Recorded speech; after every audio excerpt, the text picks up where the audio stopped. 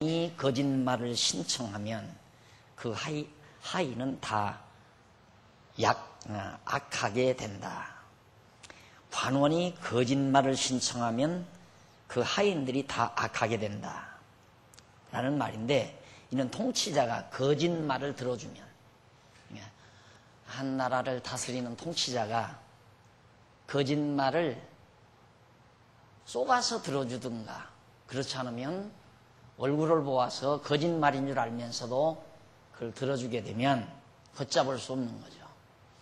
그 밑에 모든 하인들이 다 부패하게 된다.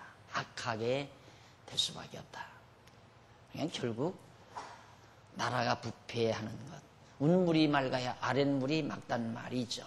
옛 속담에 그런 말이 있지만은, 그래서 앞선다는 사실은 참 매우 중요한 일입니다.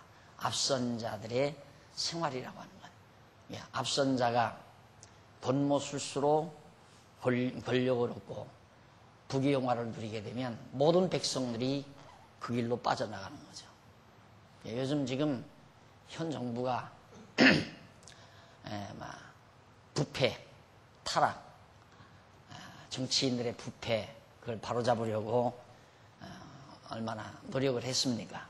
그런데 난데없이 또 부동산 열기가 높아져가지고 나라 경제뿐만 아니라 지금 세계 경제가 휘청휘청할 정도로 이상 현상이 지금 일어나고 있단 말입니다. 이런 현상들이 왜 일어나는가? 정상적으로 노력해서 건전하게 정말 노동해서 땀 흘리고 노력해서 성공을 하고 또 지도자의 자리에 앉고 높은 벼슬을 하고, 그렇다면 자라나는 후대들도 또 백성들도 그게 정로인 줄 알고 애써 노력하고 힘쓰고 또 공부도 열심히 하고 그렇게 합니다. 그런데 가만히 보니까 총칼 갖고 다 사람 막 쥐고 권력 잡아서 수천억대 돈을 꿀꺽꿀꺽 생치고 이런 걸 다 역사 현장에서 봤단 말입니다. 그러니까 너도 나도예요. 못 먹는 게 병신이다. 그래서 먹을 것만 있으면, 먹을거리만 있으면 다 먹는 거예요. 오죽하면 여경까지라도 지금 돈 1억 얼마인가 먹고 지금 면직당하게 생겼잖아요. 그런데 우리 사회가 그렇게 해야 살아남지, 그렇게 해야 먹고 산다고 생각을 하는 거예요. 누구나가 다. 그러니까 거리가 못해서 없어서 못하는 거지, 한탕만 할 수 있으면 다 한탕 딱 하고 살려고 하는 것이 우리 국민들의 보편적인 흐름이죠. 누가 열심히 일해서 직장 잡아가지고 한 달에 그저 200만 원씩 받아서 그냥 용돈 좀 쓰고 꼬박꼬박 모아가지고 집도 사고 가대도 이루고 살림도 하고 자녀들을 가르치고, 이건 바보 멍충이들이나 하고 있는 생각으로 그렇게 돼버렸단 말입니다. 사회가 또 그렇게 돼 있잖아요. 또 그리고 보아하니까 뭐 그냥 막 땅 조금 사놓으니까 막 2배, 3배 떼가지고 금방 부자가 돼버리고 금방만 정말 허위호식을 하게 되고, 이런 걸 눈에서 볼 때 누가 일하고 싶은 사람 누가 있겠어요? 그래서 이런 현상이 지금 너도 나도 거기다가 은행돈까지, 은행 이자까지 싸니까 은행돈 얻어서라도 사만 놓으면 부자가 되니까. 그래서 지금 부동산 경기도 이렇게 돌아가고, 이런 것들이 모두가 다 결국 앞선 자들의 모범이 뒤에 오는 자들의 생활을, 태도를 지배해 가는 거다. 그러니까 왕이, 네가 적어도 이스라엘을 다스릴 왕이 될 건데 내가 정말로 백성들로부터 거짓 소원을 들어줘서는 안 된다. 불의로 하여금 승리케 하면 안 된다, 이 말이죠. 요즘도 보십시오. 정치인들 정치자금 먹고 다 이렇게 다 들어가더니만 뭐 한 1, 2년 지나니까 뭐 그냥 다 무죄 판결에 다 풀려나잖아요. 전부 다 풀려나요. 그러니까 지금 뭐 한참 자라나는 젊은 세대들 다 신문 보고 다 세상 돌아가는 거 다 알잖아요. 이야, 이건 뭐 진짜 못 먹는 놈이 병신이로구나, 이런 생각 당연히 하게 되죠. 이게 참 어려운 일이에요. 백성들의 마음을 바르게 잡는다는 게. 근데 솔로몬은 아들에게 신신당부하는 겁니다. 너 적어도 왕의 자리, 관원이라면 이제 통치자 아닙니까? 네가 거짓말을 신청하면 그 하인, 그 밑에 있는 모든 하인들은 다 악하게 된다. 거짓말을 들어주면 그 밑에 하인들이 다 악하게 되어 나라가 부패해진다는 것을 가르쳐주는 말입니다. 그러면서 가난한 자와 포악한 자가 섞여 살지만 여호와께서는 그들의 눈에 빛을 주신다고 이런 말씀이 기록되어 있죠. 우리가 우리말 번역 성경을 그냥 보면 이게 무슨 얘기인가? 가난한 자와 포악한 자가 섞여 살지만 여호와께서는 그들의 눈에 빛을 주신다. 뭔 뜻일까? 그 말은 힘이 없고 무능한 자나 힘이 있고 강한 자가 이렇게 번역이 돼야 아주 정확하게 잘 번역된 말입니다. 그러니까 힘이 없고 무능한 자나 힘이 있고 강한 자가 함께 살아가도록 그렇게 했다 이 말하는 게 함께 만나서 살아가지만 여호와께서는 그들 모두에게 살아있는 눈빛, 생명의 눈빛, 살아있어야 눈이 용기가 나거든요. 그러니까 의사들이 벌써 사람 쓰러진 사람 들고 오잖아요. 그럼 뭐부터 봐요? 눈부터 이렇게 뒤집어 보잖아요. 왜? 눈에 빛이 있으면 아직 살 소망이 있다 이거예요. 근데 벌써 눈에 빛이 사라지고 생선 한 3, 4일 지난 생선 눈처럼 희끄무리하면 끝난 거예요. 이 눈빛이라는 건 굉장히 중요한 겁니다. 그래서 하나님께서 그 생명의 눈빛, 살아있는 그 눈빛을 강한 자나 약한 자에게 모두 하나님이 주셨다. 그런 얘기죠. 다시 말하면 무슨 얘기냐면 힘 있는 자나 힘 없는 자 모두에게 하나님께서 생명을 주어서 살아가게 하신다는 뜻입니다. 이게 힘 있는 자만 살고 힘 없는 자는 못 살게 하는 게 아니라 하나님이 힘 있는 자나 힘 없는 자 모두에게 살아갈 수 있도록 하나님께서 하신다. 그러면서 왕이 가난한 자를 성실히 신원하면 왕이 통치자가 가난한 자, 힘없는 자죠. 힘없는 자를 성실히 신원하면 그 위가 영원히 견고할 것이다. 다시 말하면 왕이 힘 있는 자에게 눌려서 살아가는 힘없이 가난한 자를 변호해주면 그 왕위가 견고히 오래 간다는 뜻입니다. 그러니까 사람이란 그렇죠. 보통 일반적으로 힘 있는 사람 편에 쓰고 싶지 힘 없는 사람 편에 쓰고 싶은 사람은 없잖아요. 일반적으로. 근데 솔로몬 거꾸로 일러주는 거예요. 너 이다음 왕이 돼서 나라를 다스릴 때 힘없는 백성, 힘 있는 자들에게 눌려서 고통당하는 힘없는 백성들을 네가 잘 신원해 준다면, 그 원을 풀어준다면 네 왕위가 오래 지속이 된다. 그런 얘기예요. 그러면서 백성들을 아름답게 다스리는 통치 이념을 하나하나 아들에게 가르쳐주고 있는 겁니다. 당연하잖아요. 부모가 제가 어렸을 때 시골에 살면서 언젠가 제가 한 번에 말씀드렸을 거예요. 그 자녀들이 있는데 기영아가 하나 태어났어요. 머리가 완전히 막 엉뚱하게 머리가 크고 몸은 조그매요. 근데 우리 눈으로 보기에는 징그러워서 볼 수가 없는 거죠. 그런데 그 아이 위에는 아주 잘생긴 아들, 딸들 많아요. 그런데 부모의 온 사랑, 관심은 그 아이에게 가더라고요. 결국 그 아이가 죽으니까 부모가 실신하려고 그래요. 실신하려고. 이게 결국 백성들을 사랑하는 마음으로 다스린다면, 또 나도 우리 아버지 보니까 제 형님이, 큰형님이 사업에 실패해가지고 아버지 재산을, 아버지를 많이 고통스럽게 만들었었어요. 어렵게. 그래서 제가 이제 농촌운동 하면서 아버지 빚도 좀 많이 갚아드리고 노력을 해서 아버지 조금 이제 빚 없이 살아가도록 이렇게 좀 여건을 배려를 해주고, 그래서 형님이 아버지만 보증 서서 돈을 가져간 것만 좀 협력해주면 좀 깨끗하게 어떻게 되겠는데 형님이 그걸 안 주는 거예요. 근데 제 생각에는 아버지가 나는 굉장히 나를 위해 주지 큰 형님을 위해 주지 않을 거다. 형님을 위해 하지는 않을 거다. 그랬는데 형님 집을 가질 않아요. 가서 아버지 한 번 더 얘기해 보세요. 형님한테 사업도 하고 그러니까 형님한테 얘기해 보세요. 그러니까 그 형님 편을 들지 내 편을 안 들더라고요. 아버지 보실 때는 나는 살만 할 것 같고 내가 보니까 아버지가 보니까 형님은 아직도 힘이 들다고 생각하는 거예요. 그러니까 힘들어하는 아들 편을 들지 힘들어하지 않는 내 편을 안 드시더라고요.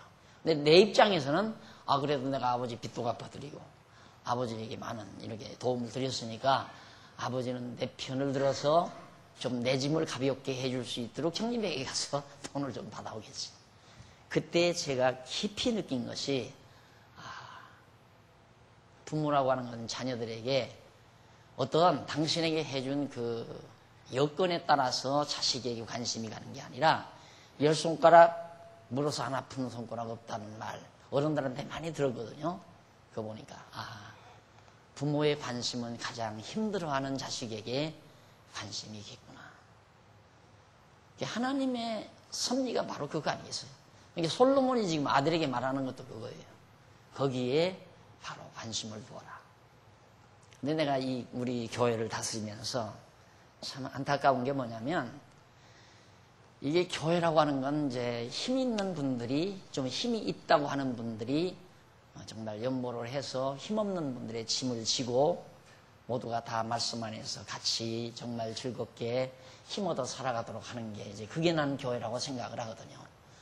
그렇기 때문에 이 교회에 나와서 봉사하는 것은 힘 있는 분들이 하는 거지 힘 없는 분들은 할 수가 없는 거예요. 도움을 받는 분인데 도리어.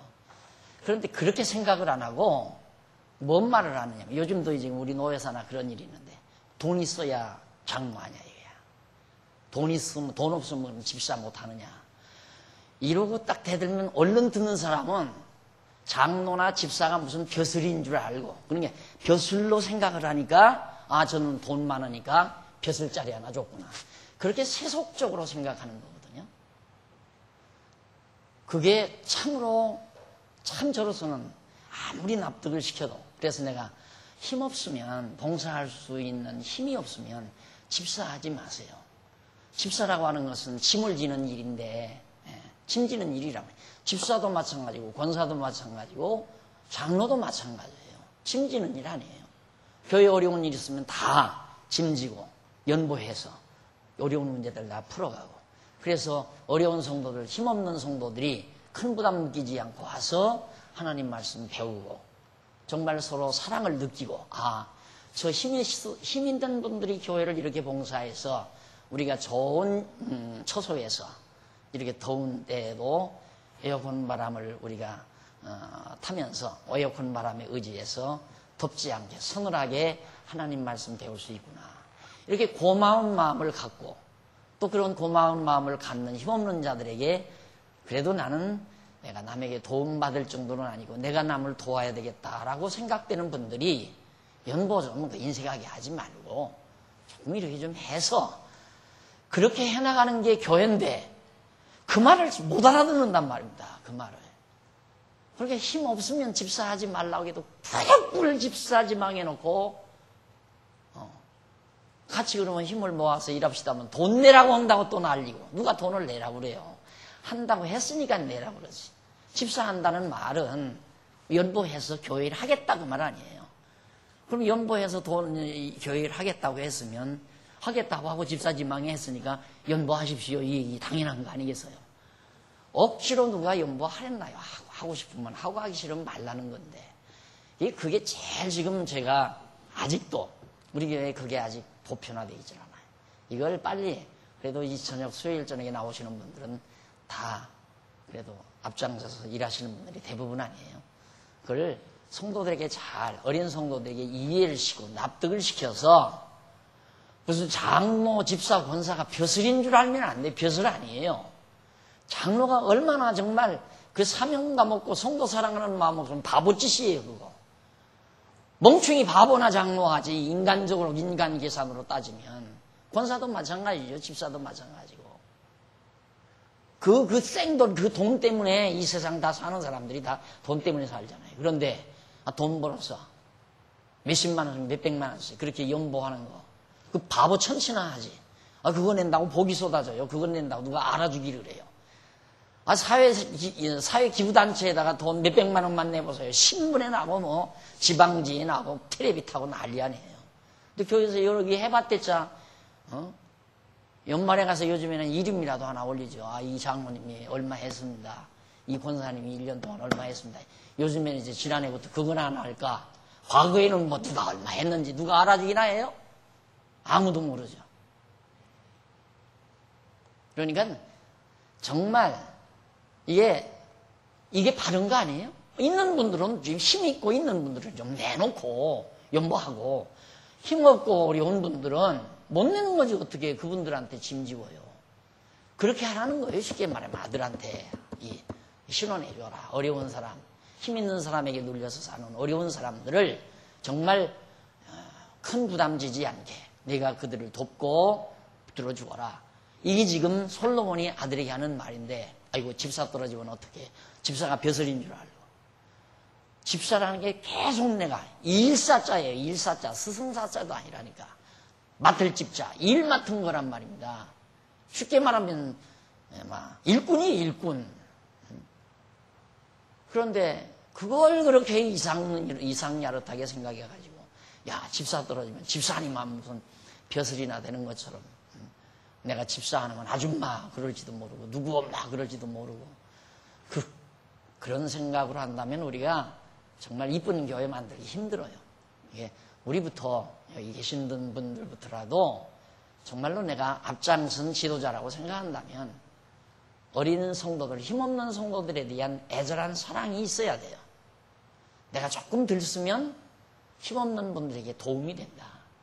우리가 구제금을 직접은 못 대드린다 할지라도 그분들을 대신해서 내가 전기세라도 더 내드리고 그분을 대신해서 소득세라도 더 내고 그분을 대신해서 교회 운영비를 내가 좀 더 부담하면 그분들이 덜 부담하지 않나. 짐이 가볍지 않겠나.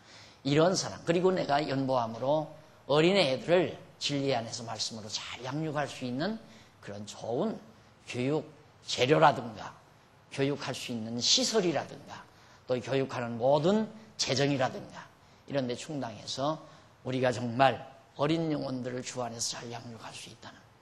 여러분 자녀를 낳고 나면 더 열심히 부모들이 일하잖아요. 왜 그렇습니까? 나에게 준 자녀를 내 속에서 나온 자녀들을 누구보다도 더 튼튼하고 건강하게 더 똑똑하게 길러야 되겠다는 그런 사랑하는 마음 때문에 더 한두 시간이라도 더 노력하고 애쓰고 수고하고 그게 사랑의 수고거든요. 그 사랑의 수고가 사는 힘을 발휘하게 만들잖아요. 교회 생활도 마찬가지예요. 정말 나보다 어린 성도들에 대한 사랑 없이 연보내는 건 그것도 바보예요. 멍충이짓 하는 거예요. 멍충이짓. 어린 성도들에 대한 사랑하는 마음 없이 돈 자랑하려고 연보내요. 여기 돈 자랑하는 곳 아니잖아요. 정말 사랑하는 마음, 영혼을 사랑하는 마음, 하나님의 말씀을 몰라서 고통당하는 영혼들에게 내가 이렇게 연보함으로 저들이 와서 편안하게 하나님 말씀을 배울 수 있다는 그런 사랑의 마음으로 연보하는 것. 그 연보에 의해서 힘없고 어려운 분들은 정말 가벼운 짐으로 가벼운 어깨로 열심으로 말씀 안에서 진리 안에서 편안하게 즐겁게 살아갈 수 있는 그런 배려. 이게 바로 아름다운 교회의 행정이고 다스림이란 말입니다. 나라도 마찬가지예요. 나라도 그래서 나라 통치자 네가 왕이 되거들랑 힘없는 자들을 항상 배려를 하라 그 말이에요. 힘없는 자들을 항상 생각하라. 지금까지 나라가 계속해서 기득권자들에 의해서 움직여오다가 갑자기 현 정부가 들어서서 힘없는 자들 편에서 좀 관심을 가져보려고 처음 했다가 지금 벽에 부딪혔잖아요. 이거 이러다가 공산주의로 가는 거 아니냐. 그리고 자꾸 북한에 왔다 갔다 하면서 김정일이 만나고 그러니까. 원래 이론이 그랬어요. 김대중 씨 이론이, 김대중 전 대통령 이론이 우리나라 통일은 우리는 좀 더 우리가 공산주의 쪽으로 가고 공산주의는 자본주의 쪽으로 좀 오고 그래야 만난다. 이론적으로 맞는 얘기죠. 그 말이. 우리 완전히 이쪽에 있으면서 너희들이 이쪽으로 와라. 저쪽에서 오겠어야 안 오죠. 나도 좀 가고 너희들도 좀 오고. 그래서 그 정신에 이제 전부 매료된 세대들이 바로 운동권 세대들이란 말입니다. 그 운동권 세대들이 지금 현 권력을 잡고 있잖아요. 그런데 그거 한번 시도해 보려니까 이상과 현실은 다르죠. 그래서 벽에 부딪혀가지고 경험 없다 보니까 오늘 더 어려운 혼란만을 야기시키는 경제적 혼란이 지금 오죠. 특히 부동산 이것 때문에 엄청난 혼란이 지금 야기돼가지고 이게 지금 현 정부의 가장 큰 고민이 물론 북한 문제도 고민이지만 부동산 문제일 겁니다. 예. 완전히 정말 힘없는 백성들이 좌절, 절망, 실이 빠져버리니까 이걸 추스리지 못하면 이제 이 현 정부는 끝나는 거죠. 그래 놓으니까 지금 신경을 많이 쓰고 있는데 어쨌든 한꺼번에 된다는 건 어려운 거죠. 일찍이 이승만 대통령이 나라 세울 때부터 힘없는 자들을 이렇게 두둔하고 했어야 하는데 그때 처음 나라 세우려니까 뭐 일본 정부 밑에서 전부 한탕씩 해먹던 사람들이 다 공부도 하고 일본 가서 유학도 하고 그들이 뭘 좀 실력이 있으니까 할 수 없이 그들을 다 높은 자리에 앉혀가지고 나라 세우다 보니까 그대로 기득권 세력이 이 나라를 지금까지 이끌어오다시피 한 역사 깊은 뿌리 깊은 모순이죠. 자, 솔로몬의 아들에 대한 지혜의 훈계 이것과는 거리가 먼 것이기 때문에 오늘의 혼란은 얘기된 것이고 있을 수밖에 없다고 볼 수밖에 없는 거죠. 자, 그 다음 15절로 17절 보면 솔로몬이 아들에게 자식이 지혜를 얻도록 채찍으로 징계를 해라. 자식 지혜를 얻도록. 그러니까 자식이 잘못할 때 채찍을 대라 이 말이죠. 솔로몬은 아들에게 말하기를 채찍과 꾸지람이 지혜를 주는데 임으로하게 버려두면 그 자식은 어미를 욕되게 한다라고 가르칩니다. 예. 그냥 자식 제 마음대로 하도록 내버려 둬버리면 결국 어미를 욕되게 하는 것이다. 그러니까 채찍을 대서라도 지혜를 얻게 해라. 그 내용은 솔로몬이 부친 다윗 왕을 배반하고 왕위에 오르려 했던 아도니아의 경우를 의중에 두고 가르쳐 준 것으로 여겨집니다. 자, 이게 이제 다윗 왕 아니에요? 다윗 왕. 솔로몬이고요. 네, 솔로몬인데 이때 다윗이 나이가 많이 들었을 때 자주 우리가 들었지만 많이 들었을 때 아도니아 다윗의 제일 큰 아들이죠. 예, 다윗 왕이 이제는 거동을 못하고 자리에 누워서 이제 운명 날짜만을 기다리고 있는 그런 때에 아도니아가 제일 큰 아들이니까 자기 자신이 늘 생각을 한 거죠. 아버지 가면 내가 이 나라 왕이다. 대를 이어서. 그렇게 생각했는데 아버지는 좀처럼 곧 운명할 것 같은데 자기를 불러서 손을 들어주지 않는단 말입니다. 그러니까 아버지 힘없는 틈을 타가지고 아도니아가 큰아들이 많은 문무 대신들을 자기 편으로 수해서 야 내가 이 나라 왕이 되겠다. 내 편 들어라. 그러니까 인간적으로 볼 때는 다윗 왕의 제일 큰아들이 그렇게 얘기하니까 이 다윗 왕의 신하들이 많이 이제 아도니아를 두드렸단 말입니다. 그래서 한쪽에 가가지고 왕 만세 불러버리고 만 거예요. 그래 아도니아가 왕이 됐잖아요. 그것이 바로 어미의 수치, 부모의 수치가 돼버리고 만 겁니다. 결국은 아도니아는 나중에 피살당해서 죽어버리고 말잖아요. 그러니까 이게 잘못 가는 길이거든요. 지금 사실 일찍이 하나님께서 선지자를 통해서 내 몸에서 날짜 솔로몬이 왕위를 이을 것을 하나님이 약속을 했어요. 언약을 했단 말입니다. 당연히 솔로몬이 왕이 될 것을 아도니아가 받아들였어야 되는데 바로 아도니아는 인간적인 생에 미련한 거죠. 지혜롭지 못한 거죠. 하나님의 뜻을 자기가 어떻게 거스리겠어요? 하나님의 뜻을 거스리고 자기가 왕 되려고 하니까. 내가 늘 얘기하지만 솔로몬은 왕 될 생각도 안 해요. 형이 가서 만세 불렀다는데도 솔로몬은 아무 꿈도 안 꾸고 아버지한테 가서 내가 왕 되겠습니다 이런 일도 안 하고. 그런데 결국은 솔로몬이 왕이 되잖아요. 왜? 하나님이 정해놓으셨으니까 솔로몬은 왕이 됐고 아도니아는 정한 자가 아니기 때문에 결국 자기가 억지로 왕이 되려고 정말 반기를 들었다가 혁명을 한 거예요. 쉽게 말하면. 그렇게 했다가 결국은 비참하게 죽음으로 부모의 슬픔이 되고 부모의 수치가 돼버리고 만 겁니다. 이런 사실을 솔로몬이 이제 의중에 두고 자기 형의 일이니까 구체적으로 밝히지는 않지만 그렇게 잘못 가려고 할 때는 네가 매를 때려서라도 그렇게 가지 못하도록 지혜로운 길을 가도록 해야 된다. 그냥 버려두면 부모가 결국 수치를 당하게 된다. 그런 얘기죠. 그러면서 솔로몬은 자식이 자기 마음대로 행하도록 버려두지 말고 채찍과 꾸지람으로 여호와를 경외하는 지혜를 얻게 하라는 뜻으로 말을 합니다. 그러니까 사실 지금 우리 이 공부하지만은 참 자녀들이 마음대로 말을 안 듣잖아요. 자녀들이 말을 안 듣는단 말입니다.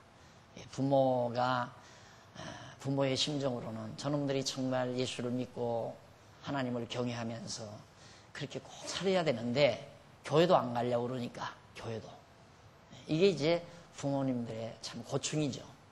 그래서 적어도 이제 장로, 교회를 다스리는 장로의 자녀들은 장로 목사죠. 장로 목사의 자녀들이 만약에 자녀 중 한 사람이라도 세상으로 빠지게 되면 목사도 사표내야 되고 장로도 사표내야 하는 것이 교회 법입니다. 그러니까 자기 자녀 하나를 신앙 안으로 이끌어 가지 못하는 그런 입장에서 어떻게 교회를 다스리는 장로가 되고 목사가 되겠는가 하는 얘기죠. 그건 맞는 얘기예요. 근데 이제 우리 특히 이제 과거에는 권사님들까지라도 이제 막 그렇게 이제 했대는데 이 상황 자체가 요즘에 남자 아이들 특히 자녀들이 어머니는 우습게 알잖아요.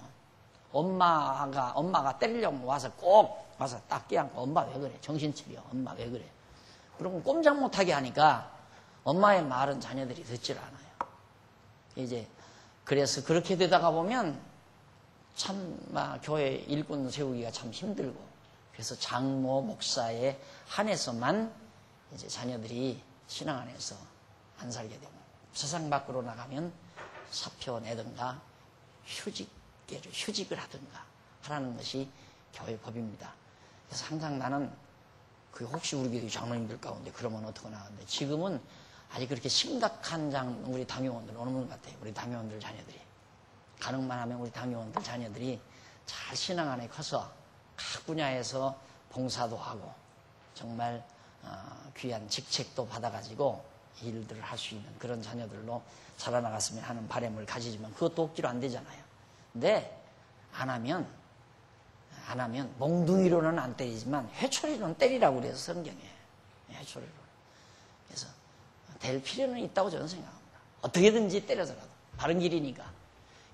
다윗이 아도니아 왕 됐을 때 데려다가 호되게 때렸으면 되는데 호되게 내버려뒀기 때문에 결국은 아도니아가 정말 처참하게 죽임을 당함으로 부모의 고충이 돼버리고 만 것에 대해서 솔로몬이 너 르호보암 솔로몬의 아들이죠. 르호보암 너는 절대 그러지 말아야 한다. 그러니까 네가 아들을 낳아서 기를 때 그 아들이 이 길을 가지 않고 이 길로 가려고 하면 채찍을 대서 때려서라도 못 가게 해야 한다 이 말이에요. 그게 지금 솔로몬이 가르쳐주는 말이에요. 그게 자식 사랑이죠. 솔직히 자식을 사랑하는.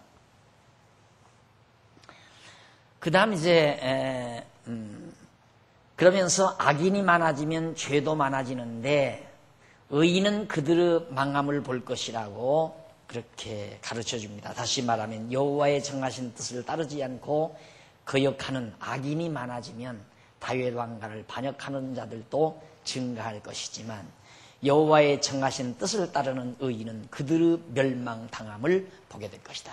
하나님만. 악인이 많아져. 이 여로보암 반역자를 따라서 이쪽으로 많은 사람이 갔잖아요. 그런데 하나님의 뜻을 따르는 의인, 즉 하나님의 정하신 뜻을 따라 다윗 왕위를 이을 남쪽 유다 백성들은 북쪽 여로보암 왕가가 망하는 것을 보게 된다. 예언하는 거예요. 하나님의 정하신 뜻을 떠나 다른 길로 가는 자, 그 왕가가 망한다. 그 여로보암 왕가가 3대째인가 가가지고 완전히 망했잖아요. 이게 다른 왕가가 또 들어서 북쪽 이스라엘 왕가가. 솔로몬이 예언한 대로 그대로 되어진 거죠. 그 다음 이제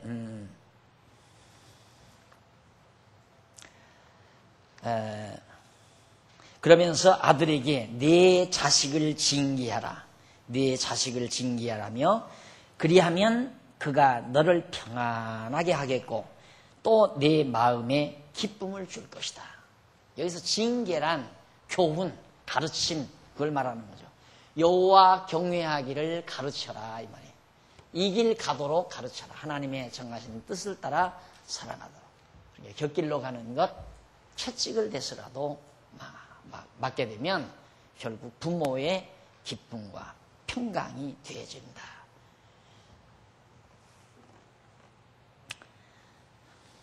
그 다음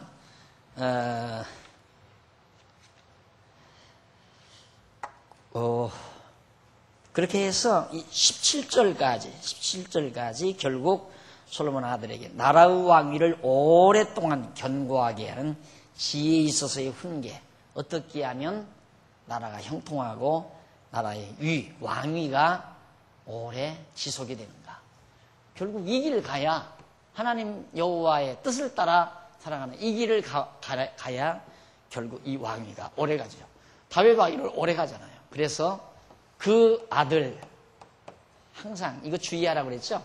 이거 주시하라고. 다윗이 죽고 그 아들 솔로몬이 왕이 되니라. 솔로몬이 죽고 그 아들 르호보암이 왕이 되니라. 이 그 아들이라는 말이 참 굉장히 중요한 말이다. 예, 왕위가 계속 유지된다 이거예요. 하나님의 뜻은 유지되고 발전한다. 그러나 뜻을 거역한 북이스라엘은 급기야 최종적으로는 주전 721년에 최종적으로 아시리아에 의해서 북이스라엘은 망해버리고 말죠. 남쪽 유다는 지금도 존속하잖아요. 지금도. 자, 예수님 오신 이후 지금 21세기 엄연히 독립해서 지금도 남쪽 유다는 존속하고 있잖아요. 북쪽 이스라엘은 다 멸망받아버렸죠. 이게 살아있는 역사예요.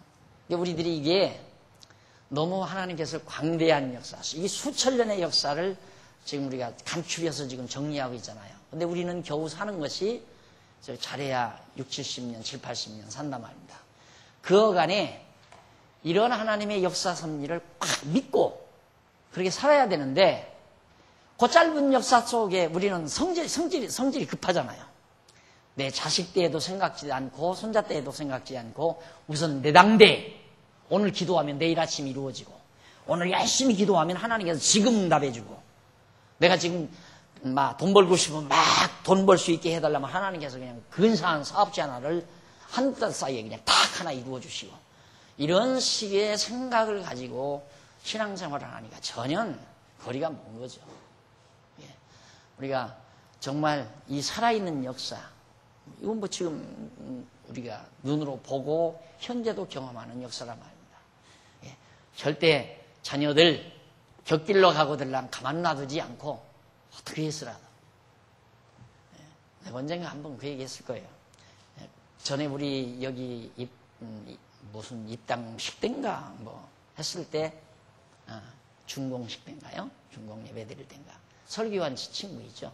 설교한 친구 막 호함 지르면서 설교한 친구. 그 친구가 그게 보통 깡패가 아니었어요. 아주 그냥 아주 못되고 아주 못된 짓만 했어요. 어머니는 권사고 아버지는 집사였는데 너무너무 아들이 못된 짓만 하고 가서 사람 두드러기 패고 그냥 돈 뺏어서 막 이런 나쁜 짓을 하고 깡패 노릇만 하고 그러니까 어머니가 이제 술 잔뜩 먹고 들어왔어요. 들어왔는데 이제 잘 거 아닙니까? 자는데 어머니가 그 아들 머리맡에 앉아서 퍽퍽 운 거예요.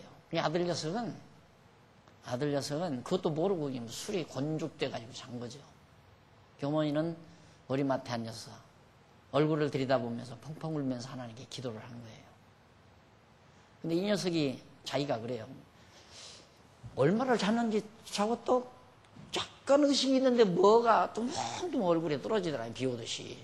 그래서 깜짝 놀라 깨보니까 어머니의 음성이 기도 소리가 나면서 어머니 눈에서 떨어지는 눈물이 자기 얼굴을 적시더라는 거죠.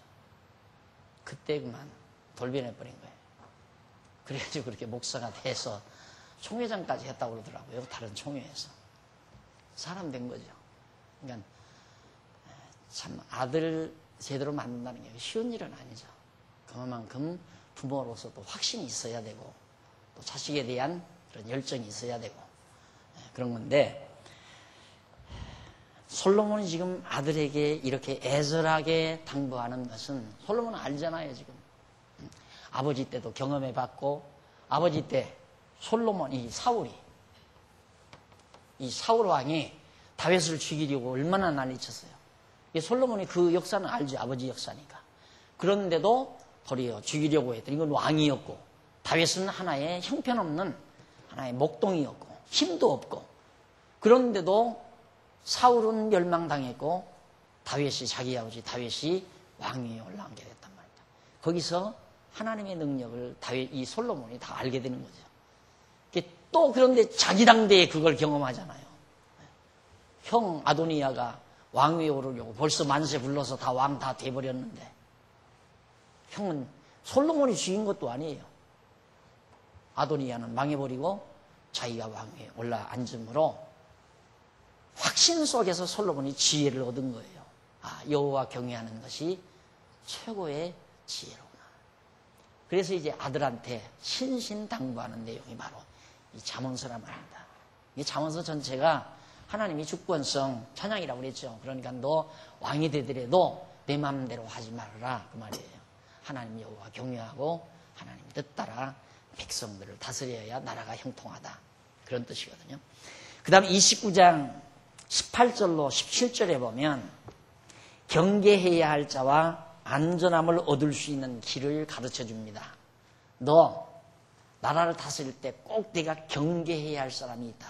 어떤 사람을 경계해야 되는가.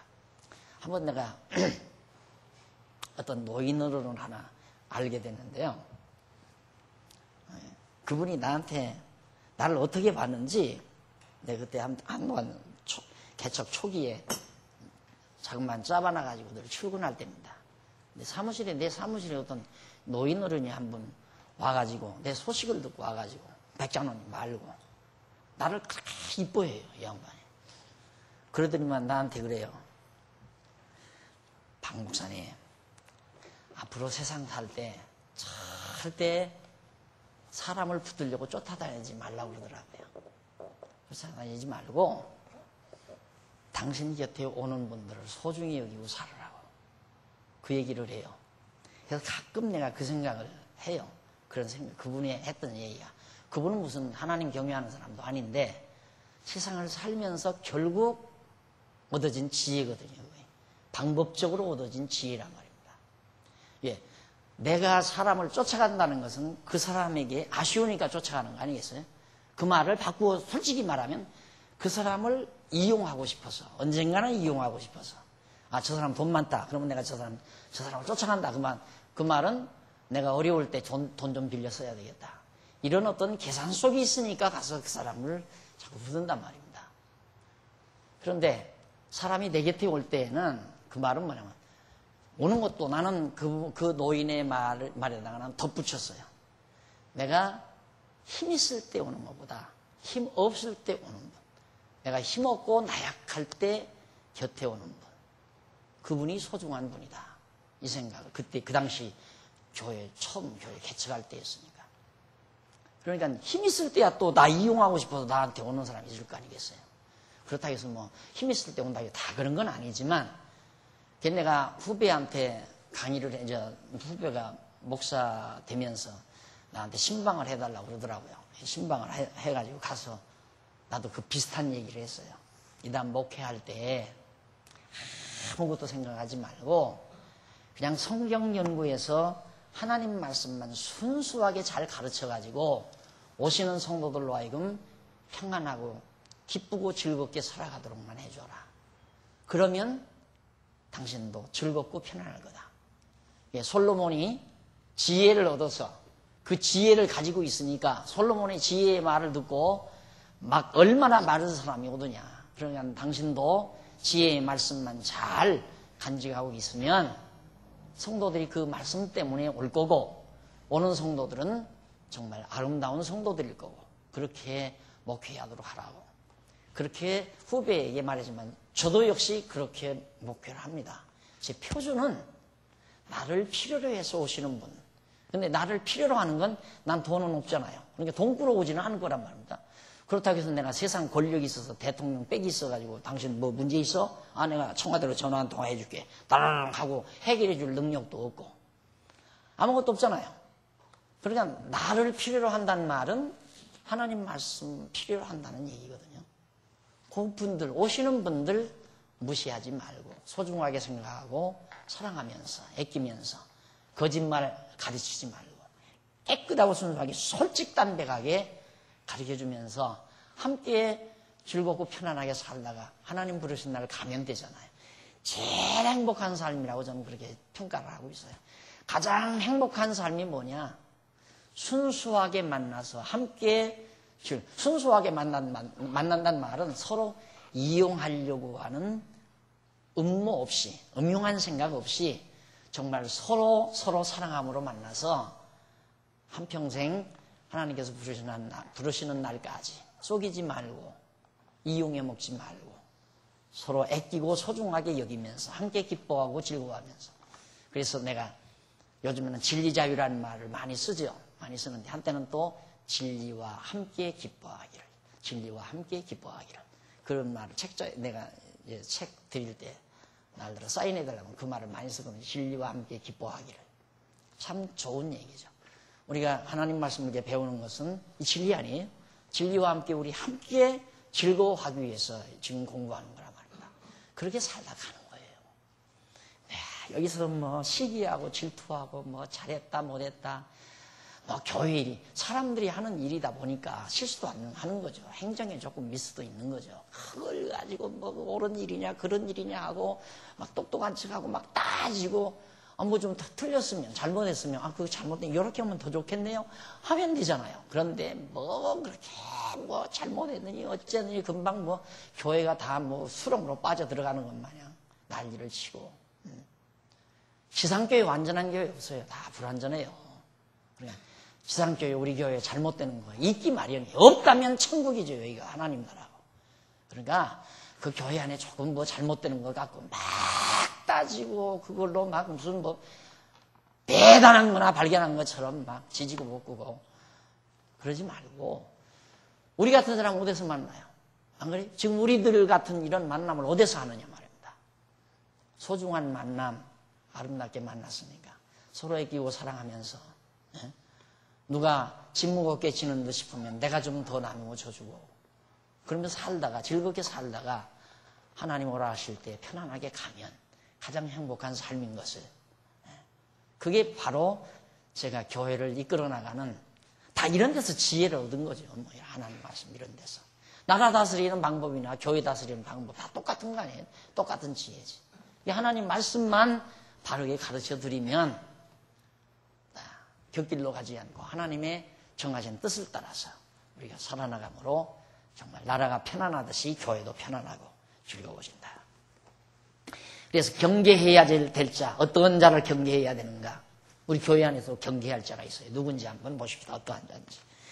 18절, 묵시가 없으면 넘어가서 18절로 21절에 보면 4392페이지 솔로몬이 아들에게 여호와의 율법을 18절로 21절까지는 여호와의 율법을 청종치 아니하는 자의 행위에 대해서 가르쳐줍니다. 정말 경계해야 될 자. 쉬운 말로 여기서는 율법을 청종치 않는 자. 율법이란 말이 율법. 이 율법이란 말 이게 율법이에요. 이게 하나님의 법. 이 정자로 보면 물.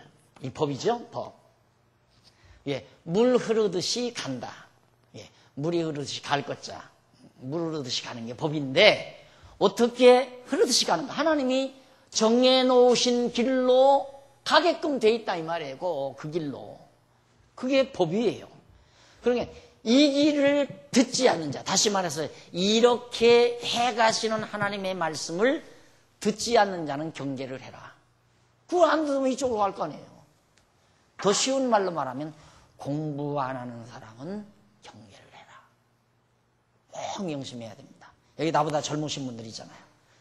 나는 하나님께 부르면 나보다 뒤에 오실 분들 있단 말입니다.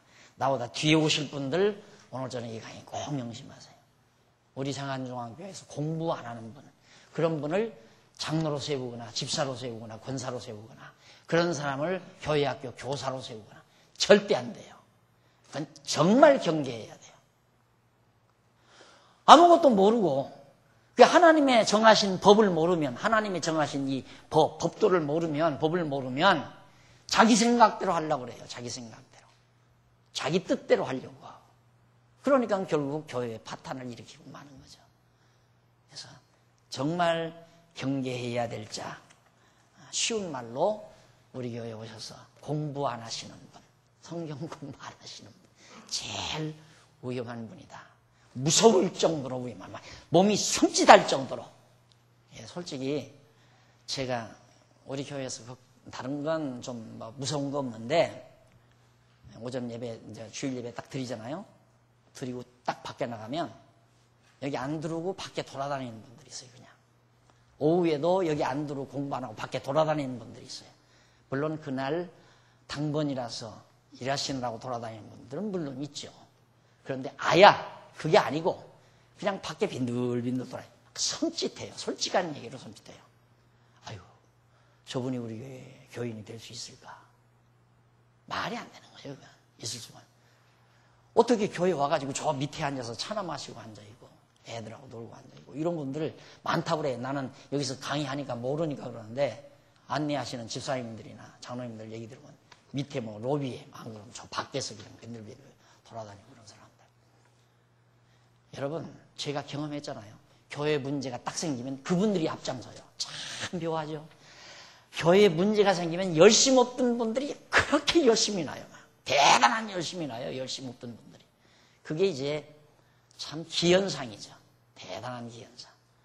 이제 공부를 안 하시고 밖에 돌아다니시면 그런 분들 중에는 약간의 어떤 교회에 대한 불만이 있다든가, 안 그러면 관심은 없는데 하도 마누라가 가자고, 아내가 가자고 그러니까 아내 그냥 아유 좋은 게 좋더라. 그래서 그냥 운전해주고 따라온 양반들 더러 있죠. 그런 분들이 더러 그런다고 생각을 해요. 근데 운전해주러 따라온 분은 그런 대로 괜찮겠는데 약간 교회에 불만이 있어서 공부 안 하고 빈들빈들 그런 제일 위험한 사람입니다. 경계해야 할 사람. 정말. 그 다음 이제 거기 보면 율법을 지키는 자는 복이 있다고 하면서 솔로몬은 아들에게 말하기를 묵시가 없으면 백성이 방자에, 묵시란 하나님의 계시의 말씀이죠. 하나님께서 백성들에게 주시는 말씀, 하나님의 뜻을 깨닫게 하는 묵시. 하나님이 우리에게 뜻을 깨닫게 하는 역사를 묵시라고 그러거든요. 묵시, 하나님이 깨닫게 하는 것이 없으면 백성들은, 사람들은 방자에 자기 멋대로 산다 이 말이에요. 자기 멋대로. 그러니까 우리 자본주의 원리라는 게 내 멋대로 살라 이거거든요. 내 멋대로. 이 자본주의라고 하는 거야. 인본주의, 자본주의는 인간이 다 지금 각자 제 멋대로 살도록 이렇게 배려하는 거. 그 기본이에요. 이게 방자에 행하는 거죠. 이게 사람 각자 자기 나름대로 살아가도록. 그런데 우리 신앙인은 내 멋대로 사는 것이 아니라 하나님의 정하신 뜻을 따라, 즉 법도 따라서, 율법을 따라서 살아가는 삶. 그것이 곧 우리 신앙인들이 살아가야 될 길이기 때문에 항상 하나님의 말씀을 경청하고, 하나님의 말씀에 의해서 내 생각을 정리하고, 하나님의 말씀에 의해서 내 가치관을 정리하고, 내 인생관, 역사관, 세계관을 정리해 가면서 살아가는 삶. 이게 반드시 있어야 된다. 그런 것이 없는 사람은 경계를 해라. 그러면서 그 말이거든요. 이 말을 간단히 줄이면, 이는 여호와의 언약의 말씀을 잊어버린 여로보암을 따르는 무리가 다윗 왕가를 이탈하지만 여호와의 작정하신 뜻에 따라 명하신 언약의 말씀을 준행하는 르호보암은 언약대로 왕위에 올라 복을 누리게 된다는 사실을 의중에 두고 한 얘기예요. 그래서 잠언서는 항상 이 도표, 그걸 내가 강의할 때마다 그리죠. 이 도표를. 그래서 여러분, 이제 이 거의 다 잠언서가 이제 많이 거의 다 끝나가는데, 공부하고 나서 요거 하나만 딱 남겨두세요. 요거 하나. 그래서 다윗과 사울을 대비시키고요, 솔로몬과 아도니아를 대비시키고, 르호보암과 여로보암을 대비시키고, 요 세 배, 다윗, 솔로몬, 르호보암 이거거든요. 이것만 딱 대비시켜 놓고 어떤 문제가 딱 발발했을 때, 내가 세상을 살아가다가 어떤 문제에 봉착했을 때 이 도표만 머릿속에 그리면서 생각을 하세요. 그러면 지혜가 오게 돼 있어요. 지혜가. 그래서 항상 지혜의 말씀에서 떠나지 말고 그 지혜의 말씀 안에서 살아가는 슬기, 이것이 매우 중요하다고 생각을 합니다. 그 다음 그러면서 종은 말로만 하면 고치지 아니한다면서, 이는 그가 알고도 청종치 아니하기 때문이라고 그렇게 가르쳐줍니다. 이는 솔로몬이 다윗 왕가를 이탈할 자기 신복 여로보암의 경우를 의중에 두고 말한 것인데, 훗날 여로보암은 솔로몬의 아들 르호보암이 다윗 왕가의 왕위를 계승해야 한다는 사실을 알고 있으면서도 그대로 듣고 순종치 않고 급기야 다윗 왕가를 이탈하여 반역을 일으킨. 이게 종. 여로보암이 솔로몬의 종 아니에요? 신하였으니까. 종은 듣고도 안 깨닫는다 이 말이에요. 듣고도. 거기 보면. 그러면서 종은 말로만 하면 고치지 않는다. 여로보암이 다 알지요. 솔로몬의 신복이었으니까 솔로몬 뒤 이어서 그 아들 르호보암이 왕위에 오른다는 걸 알면서도 반역하고 나가서 왕이 된다는 거. 종이 그 말 안 들으니까 그렇게 됐잖아요. 저런 사실을 지금 의중에 두고 솔로몬이 아들에게 가르쳐주는 내용입니다. 이 부분부터 다음 시간, 벌써 시간이 다 지나갔습니다. 다음 시간 말씀 듣기로 하고 오늘 강의 여기서 마무리합니다. 기도하십시다. 자비로우신 아버지 하나님, 살아계셔서 인류 역사를 주관하시고 다스리시는 하나님의 놀라운 주권적 섭리를 저희들이 다시 한번 또 음미해 봤습니다. 솔로몬이 사랑하는 아들 르호보암에게 훈계했던 말씀, 나라가 형통해지는 귀한 길을 잘 가르쳐준 말씀, 우리가 이 땅 위에 살아가면서 어느 길을 가야 하는지를 깨닫게 하는 좋은 말씀이라고 생각합니다. 하나님의 법도 정하신 뜻을 우리가 잘 발견하고 그 뜻을 따라 여호와 경외하며 사는 슬기로운 하나님의 자녀들 되도록 인도해 주시옵소서. 우리들의 간절한 소망이 있다면 한평생 사는 동안 하나님의 뜻을 따르기를 원하는 간절한 소망이 있습니다. 이 기도를 하나님께서 응답해 주시고 우리들로 하여금 그 길을 갈 수 있도록 곁길로 갈 때 사랑의 채찍으로 우리를 채찍질 하시고, 그래서 올바른 하나님이 정하신 그 길로, 의로운 길로 향해서 인생사를 해결해 나가는 슬기와 지혜를 우리 모두에게 허락해 주시옵소서. 어두운 밤길 돌아갑니다. 주 안에서 다시 만날 때까지 평강의 영이 저희와 함께 하시옵시기를 비오며 예수님의 이름으로 기도드립니다. 아멘.